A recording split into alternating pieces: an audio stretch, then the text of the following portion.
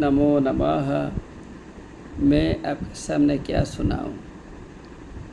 जो मैं देखता हूँ, सुनता हूँ, जिससे मैं प्रभावित होता हूँ, जिससे मतलब जिस गाने से, जिस श्लोक से, जिस रचना से ज़रूर मैं चाहूँगा मेरे जो इस पृथ्वी पर रहने वाले कृष्ण भक्त है, भक्ति भाव से जिन्होंने श्री कृष्ण के चरण कमलों पर अपने को समर्पित कर दिया है, उन्हें भी सुनाऊं। आपको सुनकर खुशी होगी यह बात की ये जो 2 श्लोक हैं, ये ब्रज गोपीकेश जिनका विषय वस्तु है, दोनों श्लोकों में हमारे बहुत सम्माननीय जो कि भूतपूर्व उपायुक्त थे हमारे केंद्रीय विद्यालय के न्यू दिल्ली, उन्होंने अपने पावन अवसर समय में 2 श्लोकों को लिखकर हमें उत्साहित किया है, जहाँ अनमोल भक्ति भाव का दिव्य संदर्शन उसने कराया है। हम सब पढ़कर बहुत प्रसन्न हैं। पहले हम आपको सुनाने से पहले उस पुण्यात्मा, पवित्रात्मा, महात्मा, संस्कृत एवं संस्कृति के ऊपर बहु लिखने वाले महान समीक्षक, महान दिग्दर्शक, उन्हें मैं पहले सम्मान विज्ञापित करते हुए, उन्हें नमस्कार करते हुए, उनकी लेखनी इस प्रकार भारतवर्ष में एवं भारत के बाहर चलती रहे, अर्थात यहाँ जो लिखेंगे भारत के बाहर भी जाएं, लोग पढ़ें, जानें, अपने को श्री कृष्ण के भक्ति में समर्पित करें। आप विश्वास नहीं करेंगे, जिस संस्कृति को हमने छोड़ दी है, वह संस्कृति आज लोगों का ध्येय है। बहुत सारे देशों में संस्कृत पढ़ाया जाता है। यह सुनकर हम आश्चर्यचकित होते हैं, लेकिन जो कि स्थल है, संस्कृति का स्थल है, अनुपम स्थल है, वहाँ विलुप्त न हो जाए। सभी जगह संस्कृति की ध्वनि सुनाई दें। जिस पुण्यात्मा, त्यागात्मा, पवित्रात्मा, प्रशासनिकता से जिसने निचोड़ता को, श्रेष्ठता को छुआ है, उस महात्मा ने जो 2 श्लोक लिखा है, मैं उन्हें सुनाऊंगा इसलिए कि आप भी संस्कृति प्रेमी बने, संस्कृत को जाने, संस्कृति को जाने और अपने लोक व्यवहार में सरल संस्कृत जैसे कि यहाँ महात्मा ने लिखा है, इनका अनुकरण करें, यही आशा करते हुए मैं उनके 2 श्लोकों को आपके सामने पहले उपस्थापित करूँगा। इस प्रकार हैं। जयतु जयतु नाथो,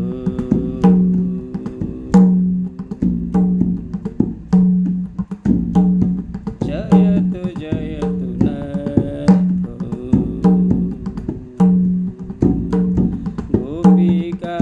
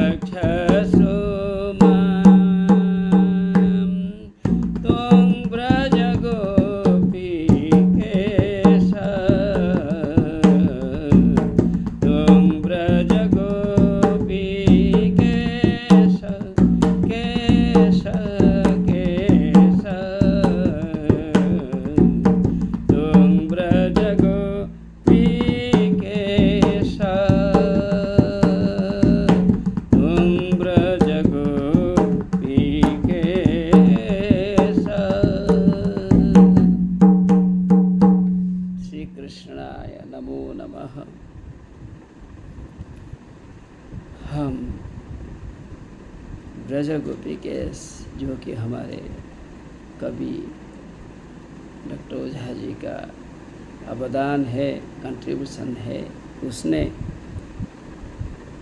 कितने विशेषण प्रयोग किया है। विशेषणों का प्रयोग हम पढ़ते हैं, सोच नहीं सकते। मैं भी इतना नहीं बोल पाऊँगा जितना वे बोल पाएंगे या जितना उसने लिखा है, क्योंकि कवि का भावना अंतर्दर्शी, सर्व विद्या गर्भित होती है। ठीक भी आप देखिए, गोपिका वल्लभ जो कि गोपिका के वल्लभ है, स्वामी है, गोपीनाथ है, वल्लभ अर्थात स्वामी है, प्रभु है, प्रभावशाली है, जिनमें सभी प्रकार जागरूकता थी, श्रेष्ठता थी। श्यामलांग है, मेघ जैसे श्यामलांग है, श्यामल रंग है, जो कि केमिस्ट्री के हिसाब से देखेंगे तो पक्का कलर है, इसमें कोई दोहराई नहीं है, कोई मिलावट नहीं है। ब्लैक ट्रांसपेरेंसी अर्थात इतना सुंदर गुण है कि हम इसी रंग से कितने रंगों को हम पा सकते हैं। एक सुंदर रंग है जो बादल जैसे, बादल जिस प्रकार इनकी दया से जल का वर्षण कर सबके जीवन भर देता है, वह इन सबों का करता है। श्याम वर्ण है, सुश्याम है, समाकर्षक हैं और वृंदावनवासी है, वृंदावन में वास करने वाले हैं, अपने भक्तों के साथ खेलने वाले हैं। कोई भी भक्त हो, उन्हें वह भक्ति भाव से लोगों को जानने वाले हैं। जिनकी भक्ति है, उनकी मुक्ति है, वो भक्तों का दर्शन देते हैं। वो तो अव्यक्त आत्मा है, अव्यक्त आत्मा है, व्यक्त हुए हैं हमारे लिए, जगत में शांति प्रतिष्ठा करने के लिए आए हुए हैं। सारंग धनवा है, जिनके धनुष में भी जीवन है, चक्र को धारण करने वाले हैं। मुरारी नामक, मूर नामक राक्षस का निधन करने वाले हैं। ये सब ब्रज गोपीकेश इनके छोटे छोटे उदाहरण है, अनेक हैं, उन्होंने लिखा है। फिर वैकुंठ है उनका धाम, वंशीधर, वंशी को धारण करने वाले हैं, अर्थात आनंदमय जीवन पर विश्वास करने वाले हैं। कोई भी काम करे आप दुखों को भूलकर आनंद में रहिए, आनंद, प्रसन्न रहिए, अपने में प्रसन्न रहिए, सच्चे दिल में, जो कि सुख दुख हानि लाभ जय पराजय ये विपरीत चीज़ों को वो सोचने वाले नहीं। ये परमात्मा परमेश्वर हैं, इन्होंने अपूर्व ज्ञान दिया है सबको। वह रूप के सिंधु है, ऐसा रूप नहीं है। इनकी विविधता में, इनके जो अलग अलग अलग अलग कितनी सृष्टि, ये सृष्टि में कितनी संरचनाएं हैं, कितने भेद को प्रकाश करने वाले चीज़ें हैं, करोड़ों में भी वह विद्यमान है, सभी चीज़ों में विद्यमान है। वो हमारे रक्षक है, वो हमारे बंधु है, बंधन से रक्षा करने वाले हैं। वही हमारे तापनाशक है, आध्यात्मिक, आधि भौतिक, आधि दैविक। इन्हीं गुणों से वो संयुक्त है, उनमें क्या कमी है। हम आध्यात्मिक आधि, हमें आध्यात्मिक दंड न मिले, आधि भौतिक दंड न मिले, और आधि दैविक, आधि भौतिक, आध्यात्मिक, ये जो शांति होती है, ये सब शांति मिले, अर्थात मन में शांति आए। भूत मतलब कोई प्राणियों से हमारे प्रति बाधा न आए, आधि भौतिक, आधि दैविक, कोई दैवी दंड हमारे पर न बरसे। तो कोई जा रहा है, वज्रपात हुआ, कोई मर गया, अचानक एक एक्सीडेंट हुआ, कोई मर गया, है ना। कभी ना कभी दुर्घटनाएं घट जाती है, हमारे प्राण को ले लेते हैं। ये जो त्रय है, तापत्रय है संसार में, मनुष्य के लिए, स्त्री के लिए आते हैं, ये ताप को, इन तापों को नाश करने वाले वही है, केंद्र बिंदु है, बीज है, यही मूल कारण है। आप हमारी रक्षा कीजिए और आप अपूर्व ब्रज गोपीकेश है, आप गोपिकाओं के ईष्ट हैं, सभी गोपी के रूप में भक्त के, गोपियों में भक्ति भाव था, गोपियों में भक्ति भाव था। भक्ति भाव के कारण वे श्री कृष्ण को प्राप्त कर सके। जहाँ भक्ति है, जहाँ मुक्ति है, हम भी श्री कृष्ण के प्रति भक्ति भाव रखें, जिन भक्ति भाव से हम श्री कृष्ण को अनुभव कर सकें और हमें अवश्य धर्मार्थ काम मोक्ष, धर्म अर्थ काम मोक्ष इत्यादि 4 वर्गों की प्राप्ति, 4 चीज़ों की, 4 वर्गों की प्राप्ति जरूर होगी। श्री कृष्ण के आशीर्वाद से हमें मोक्ष मिलने वाला है, इसमें कोई संदेह नहीं है। इतना ही कहकर मैं विराम लेता हूँ और अंत में मैं ज़रूर जब महान कवि बोलता हूँ, मुझे कोई गलत ना समझे, इतना सुंदर लेख हैं, मैं तन्मय हो गया इन श्लोक को देखकर। यद्यपि मैं बंधुओं के गहन में था, बंधुओं के बीच था, अभी मुक्त हुआ, तब मैं फिर देखा, नहीं मैं फटाफट देखूँगा, और दर्शन किया। ये अमूल्य श्लोक रत्न है, श्लोक रत्न हैं। बहुत मैंने पढ़ा है, क्या पाया नहीं पाया मैं नहीं कहूँगा।